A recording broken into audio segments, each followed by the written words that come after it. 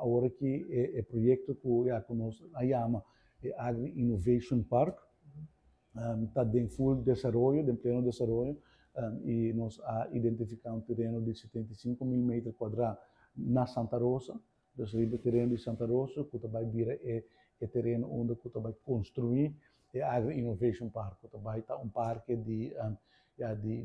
greenhouses, né, com tecnologia moderna, inovativa, hydroponics, aquaponics, caminho que já vai fazer agricultura de uma forma mais moderna, mais inovativa,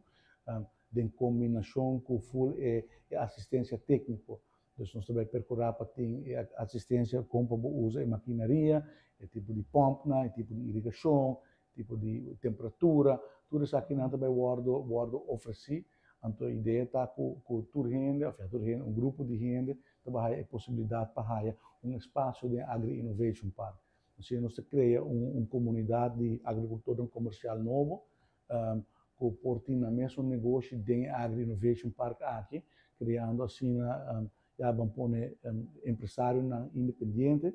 trabalhando também com food security, estimular a produção local, diversificando a economia, e o projeto aqui é um projeto como se traz do governo anterior, e já rolando também a gosta e ideia, e começa a financiar o projeto aqui. Então, a primeira investigação é que é claro, nós buscamos instituto de conhecimento holandês chamado PRIVA, que está aconselhando diferentes países no mundo, por exemplo, Singapura, país chiquito, com base na agricultura, e ajuda nós para trazer o design para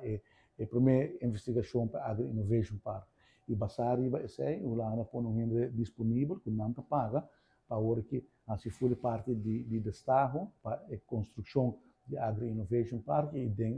em luna de setembro o Estado público lo vai live, para nós ter oferta de infraestrutura técnica,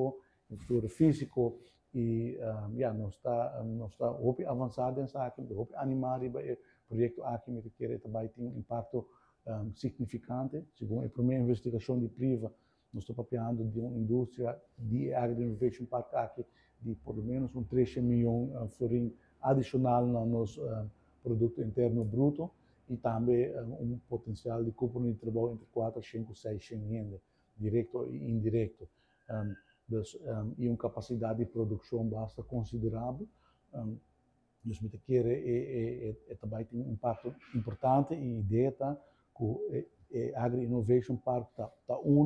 que depois pode replicar outro caminho na Antama. Agora tem full modelo, tem full infraestrutura, tem full conhecimento, vou replicar outro caminho, e para a Holanda, e parte interessante da OTACO, vou por replicar o modelo aqui também, por exemplo, na Bonaire ou na Corsol. Então, agora, nós trazemos como isla, nós também trazemos food security de toda a isla holandesa do Caribe.